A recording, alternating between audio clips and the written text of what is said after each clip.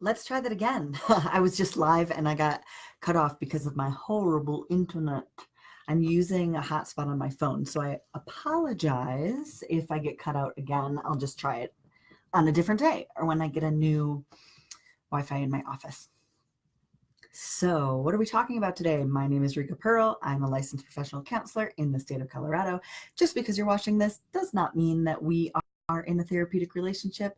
This is just for your information. And if you have any questions about what I talk about today or anything else that you might want to ask a therapist that isn't your own, you can feel free to write in the comments below or email me, rikapearl@gmail.com, or post it on my page, whatever your little heart desires. So I had a viewer from yesterday's live ask me about EMDR, hoping that I could do a live on EMDR. So what is EMDR? EMDR stands for eye movement desensitization and reprocessing, and it is an evidence-based treatment for trauma resolution, for therapy. So what is evidence-based? That basically means that the modality of therapy has been tested with actual clients and actual clinicians, and EMDR has been found to be incredibly effective for folks who have suffered some sort of trauma. And not only a specific kind of trauma, but all sorts of traumas. So folks who have experienced anything from minor car accidents with injury to natural disasters where you lost your house, to interpersonal violence and trauma, sexual assault, gun violence, etc. EMDR has been found to be effective across the board, across cultures, across countries, across genders, across sexual orientations, across all different types of traumas, which is why people know about it, first of all, and which is why you often hear about EMDR as, oh, you have trauma, go see an EMDR therapist. So it's because it's evidence-based. It's because results have been found to be very, very, very good for a lot of people. Now, you may also have heard about EMDR that anecdotally, some folks who have done EMDR hate it, like really a lot. And part of the reason that can sometimes happen with trauma therapies is, one, the person went farther than they were ready to go without enough foundation of safety, which we can get into that later on a different live. Or with EMDR in particular, it is really, it's really important to follow the protocol, which is, when you're trained in EMDR, I was trained at the EMDR Institute, which was founded by Francine Shapiro, who is the founder of EMDR. She originally developed the treatment, and the protocol. So there is a protocol. So I'm kind of, anybody who knows me, and especially folks who are in my, who are clients of mine, know that I kind of am all over the place in, I think, a good way, if that works for you. Very creative and pull from a lot of different therapy models, a lot of different modalities to do what's best for the individual client sitting in front of me, because we collaborate together. So EMDR, while very, very protocol-y in the moment of doing the reprocessing, there's still the whole context of the relationship around EMDR. So even though EMDR is protocol, and you must, as a clinician, follow that protocol depending on who you're working with and what type of trauma resolution you're doing, all of the other stuff that a trauma therapist brings, all of the things I've talked about in previous videos about what to look for in finding a therapist that works for you, what's a good fit, feel comfortable with the therapist, feel safe talking to the therapist, safety to be discussed at a later date, because I know that it's a triggering word for some people. All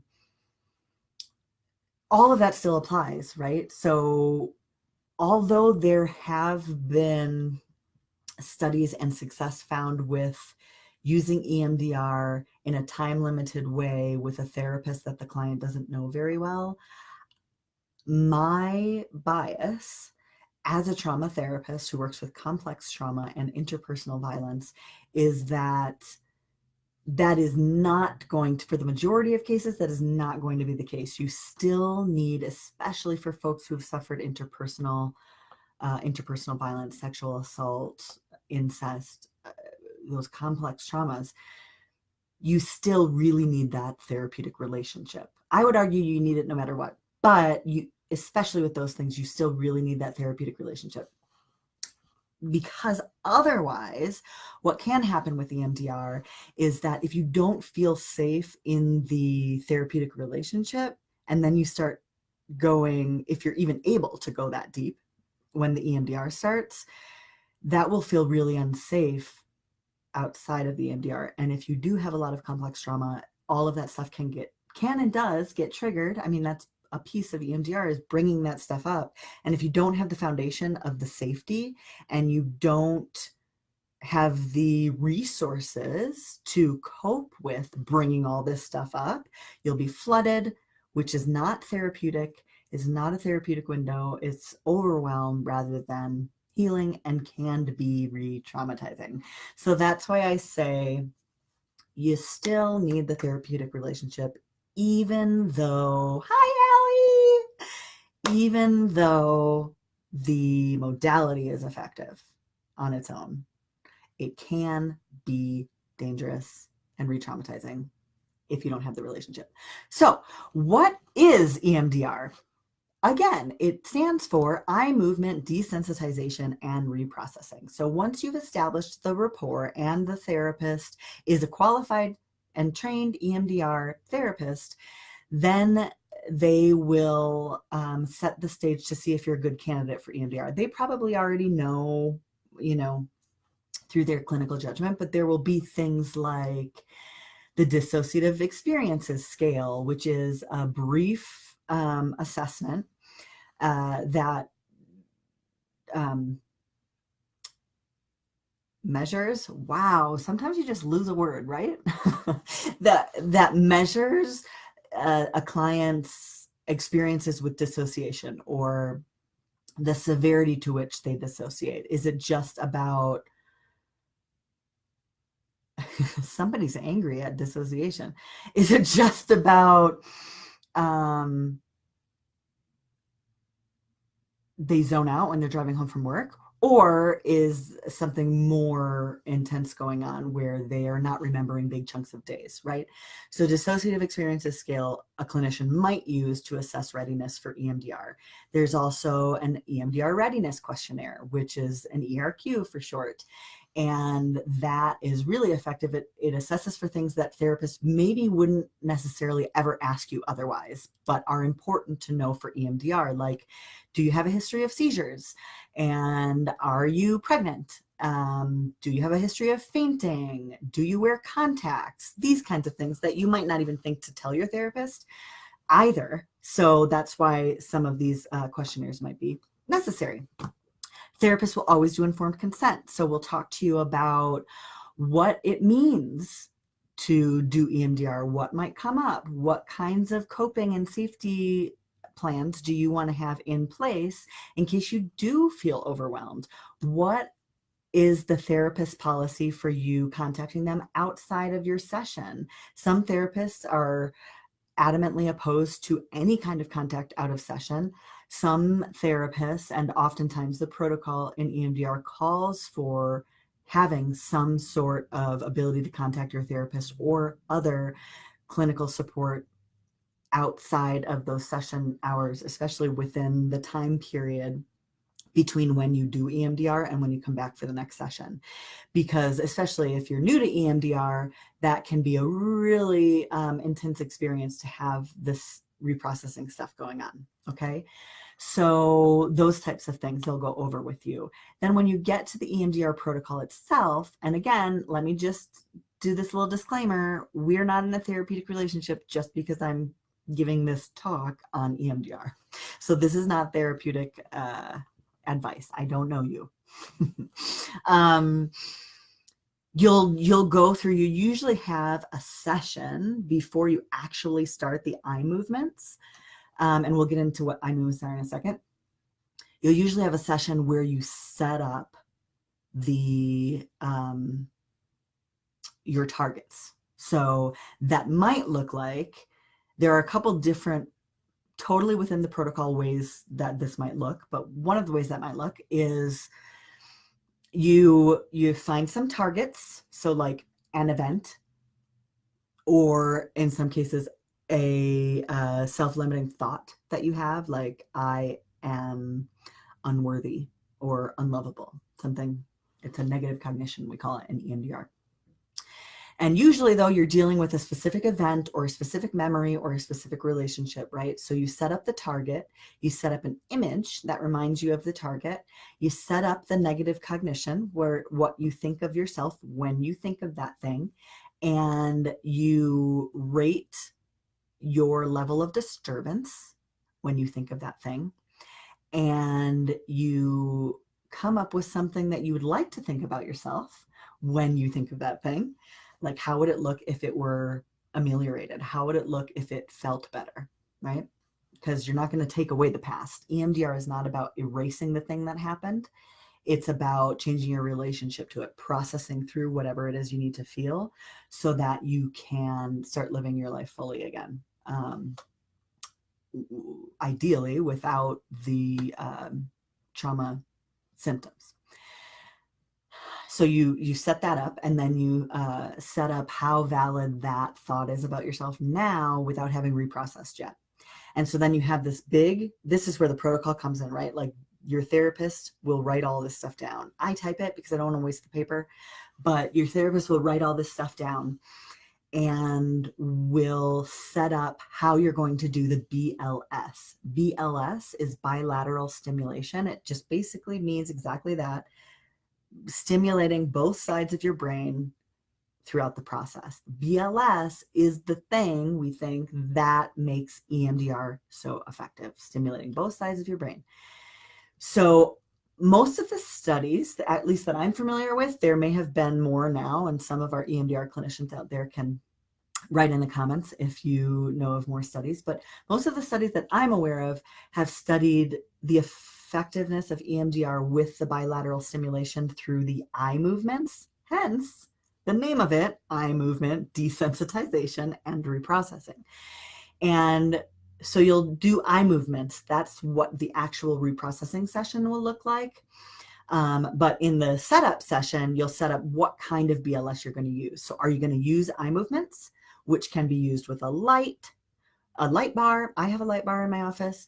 It can be used even with, arm movements, although I would feel for your therapist, carpal tunnel, repetitive movement injury for that. Or especially if there's a history of seizures, or you have a medical condition, or you're pregnant, or eye movements just feel like they don't work for you. There are other ways.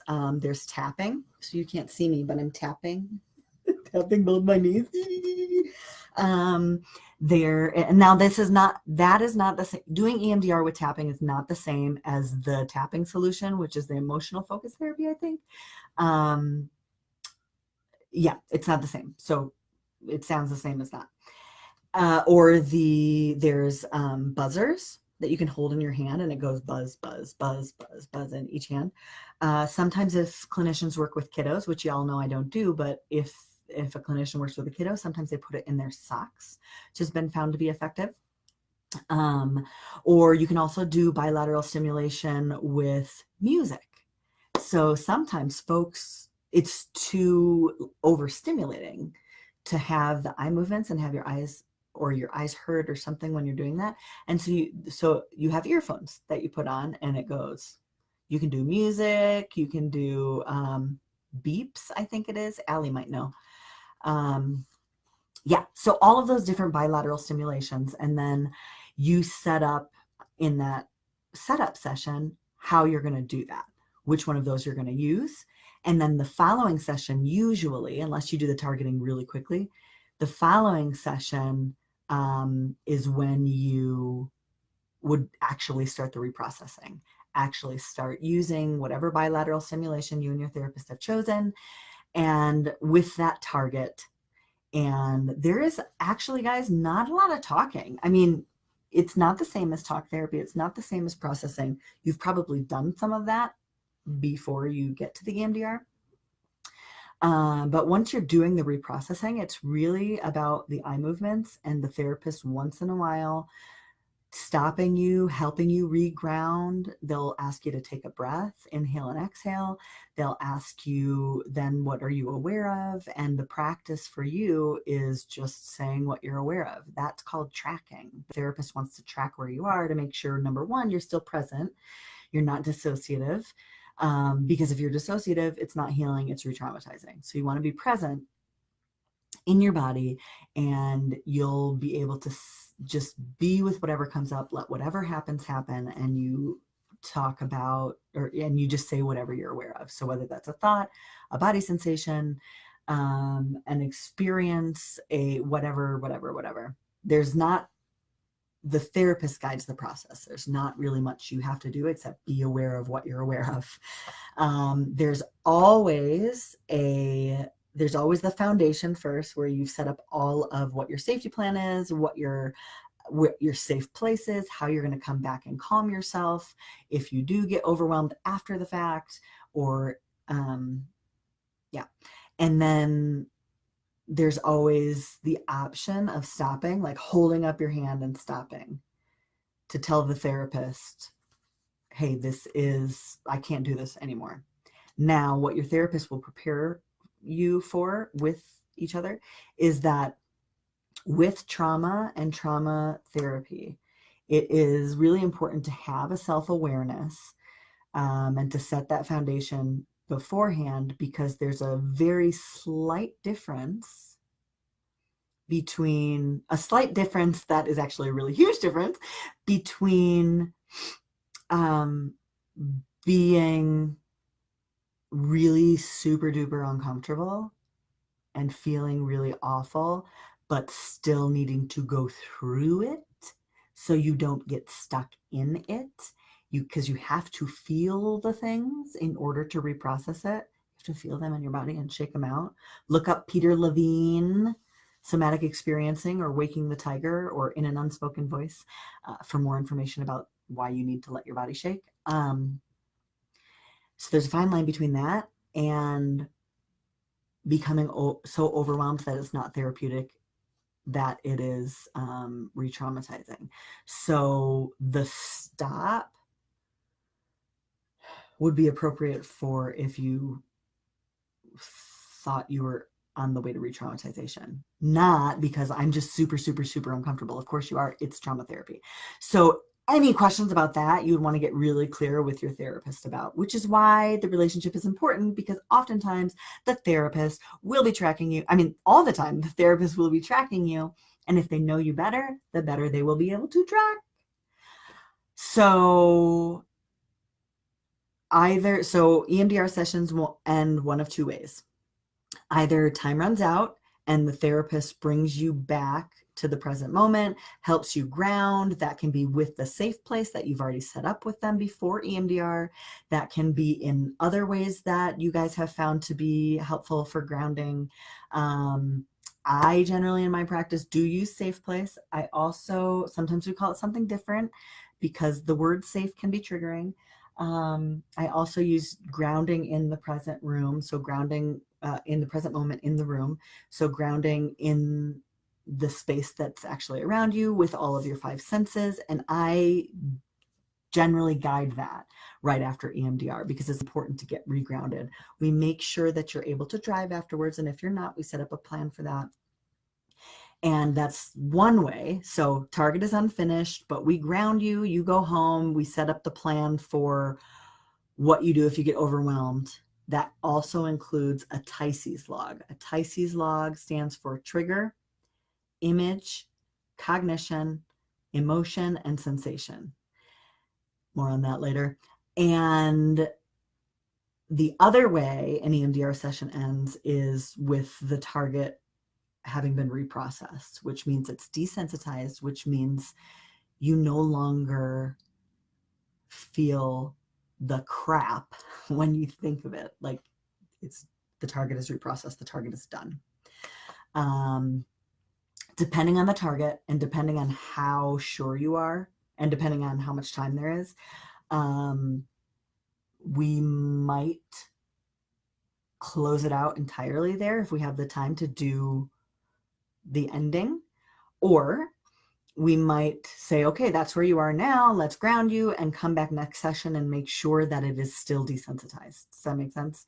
So I'm aware of the time, and I said this is going to be short, and it is so not short. So I'm going to stop. If you have any questions about EMDR, the protocol, anything, if you're a clinician, I noticed Allie is on, and I know she's an EMDR clinician as well, has similar specialties to me. Go figure. Why are we friends?